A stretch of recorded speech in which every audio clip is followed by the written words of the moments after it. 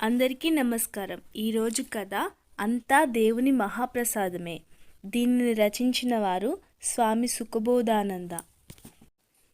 చలాకీతనం, గంభీరమైన వ్యక్తిత్వం, ఉంగరాల జుట్టు, చక్కటి వస్త్రధారణ, కళ్ళలో మందహాసం, పేరు చెబితేనే ఓహో అతనా అనుకునే ఆశ్చర్యపడే ఆ వ్యక్తి ఎవరే కాదు, బెంగుళూరులోని రాక్ సంగీత ప్రియులకు అతి సుపరిచితుడు.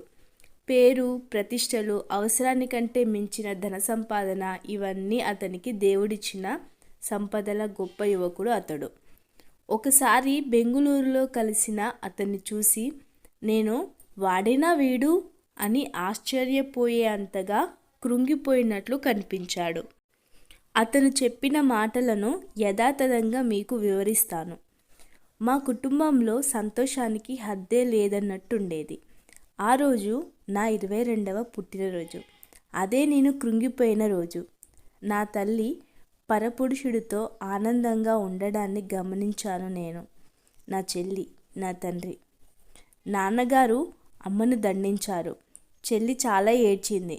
నేను తొందరపాటుతో ఏమి చేస్తానో అనుకుంటూ నన్ను నేను అదుపులో ఉంచుకున్నాను. ఆమె మనసు కరగలేదు. రహస్యమేమీ లేదని నా తల్లి అతనితో వెళ్ళిపోయింది. కొన్ని రోజులకు నా తండ్రి తాగుబోతయ్యాడు. నా చెల్లి తాను ప్రేమించిన వాడితోనే ఉంటానని చెప్పి ఇల్లు విడిచి వెళ్ళిపోయింది. ఇంతటితో నా దుఃఖం ఆగితే బాగుండేది. 7-8 రోజుల తర్వాత నా చెల్లి తన ప్రియుడి చేత వెళ్ళగొట్టబడి ఎక్కడికో వెళ్ళిపోయింది. అది తెలిసిన చోటల్లా వెతికాను, కానీ దొరకలేదు.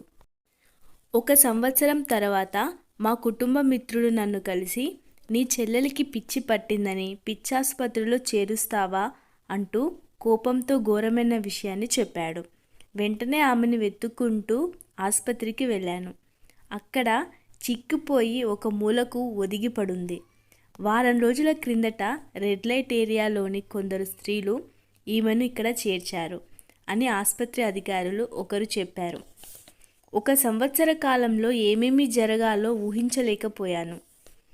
తన పని తాను చేసుకోలేక స్నానం చేయడం, బట్టలు ధరించడం కూడా తెలియని ఆ పిచ్చి చెల్లిని ఒంటరివాడినైన నేను ఎలా భరించానో వివరించలేను. ఒకరోజు పని మీద వెళ్ళి సాయంత్రానికి తిరిగి వచ్చిన నన్ను చూసి, ఏమయ్యా, ఎలాంటి మనిషివి నీవు? నీ తండ్రి తాగుబోతు, పొద్దున్నే సారా కొట్టుకు వెళ్ళిపోయాడు. మతిస్థిమితం లేని నీ చెల్లెలు ఒంటి మీద బట్టలు లేకుండా మార్కెట్ దగ్గర డ్యాన్స్ చేస్తుంది అని చుట్టుపక్కల వాళ్ళు చెప్పగానే పిచ్చి పట్టిన వాడిలాగా చేతికి దొరికిన చీర తీసుకొని అరుస్తూ మార్కెట్ వైపు వెళ్ళాను. అక్కడ ఒంటి మీద బట్టలు లేక మూర్ఛపోయి ఉన్న నా చెల్లిని చుట్టూ నిల్చున్న జనం తమాషా చూస్తున్నారు. ఎలాగో ఆమెకు చీర చుట్టబట్టి ఇంటికి తీసుకొచ్చాను. మరుసటి రోజు ఆమెను మానసిక వైద్యుని వద్దకు తీసుకువెళ్ళాను. అన్ని పరీక్షలు చేశారు, లాభం లేదు. చివరికి ఒకరోజు వాళ్ళు నాతో, రెడ్ లైట్ ఏరియాలో మీ చెల్లెల్ని చాలాసార్లు బలాత్కరించడం వల్ల మీ చెల్లికి మానసిక స్థితి నాశనమైంది. కాబట్టి ఎవరో ఒకరు నీ చెల్లిని పెళ్లి చేసుకొని బంధం ఏర్పరచుకుంటే బాగుంటుంది అన్నారు. నీకు తెలిసిన వాళ్ళని తీసుకొని రమ్మని చెప్పాను. దుఃఖంతో బాధపడుతున్న నన్ను చూసి వాళ్ళే ఆ విషయంలో సహాయం పడతామని చెప్పారు. ఈ విధంగా 1 వారం రోజుల చికిత్స తర్వాత ఎలాంటి గుణం కనిపించలేదు. ఆమెలో అప్పుడే తెలిసింది ఆ డాక్టర్ తెలివిహీనుడు, అయోగ్యుడు, మంచివాడు కాదని. తర్వాత నేను నా చెల్లికి ఏ వైద్యం చేయించక ఇంట్లోనే జాగ్రత్తగా చూసుకునేవాడిని. ఒకరోజు ప్రొద్దున్నే చెల్లెలు కనబడలేదు. వెతకడానికి వెళ్ళిన నాకు ఒక భరించరాని వార్త తెలిసింది. అవును, ఎర్ర చూడిదార్ వేసుకుని కిల్లి నములుతూ ఒక లావుపాటి ఆడది టీ తాగించి మీ చెల్లెల్ని బాంబే వెళ్ళే రైలులో తీసుకెళ్ళింది. నీవేంటి ఆ అమ్మాయి గురించి వివరాలు అడుగుతున్నావు? ఆమె నీ పార్టీనా అని అడిగిన ఒక పోర్టర్ను నన్ను నేను మర్చిపోయి కోపంతో చెంప పగలగొట్టాను. దానికి మిగిలిన వారు నన్ను చితకబాదితే ఆసుపత్రిలో చేరి చికిత్స పూర్తి చేసుకొని వారం తర్వాత తిరిగొచ్చాను. నా చెల్లెలిని వెతికే ఓపిక, శక్తి ఇంకా నాకు లేదు అని ఏడ్చి తర్వాత విసుగుతో, కోపంతో ఇలా అన్నాడు. దేవుడు ఎందుకిలా నన్ను నా చెల్లెల్ని శిక్షిస్తున్నాడు? మేమేం పాపం చేశాము? పరీక్షించేందుకు ఒక హద్దుంది. కరుణామూర్తి అయిన దేవుడు నన్నెందుకు ఇలా పరీక్షిస్తున్నాడు అని వెక్కి వెక్కి చిన్నపిల్లాడిలా ఏడవటం మొదలుపెట్టాడు. యువకుని మనసు ఊరడిల్లే వరకు కొంతసేపు ఆగి, ప్రకృతిలో నడిచే ప్రతి విషయానికి కారణాలు వెతకడం మనకు సాధ్యం కాదు.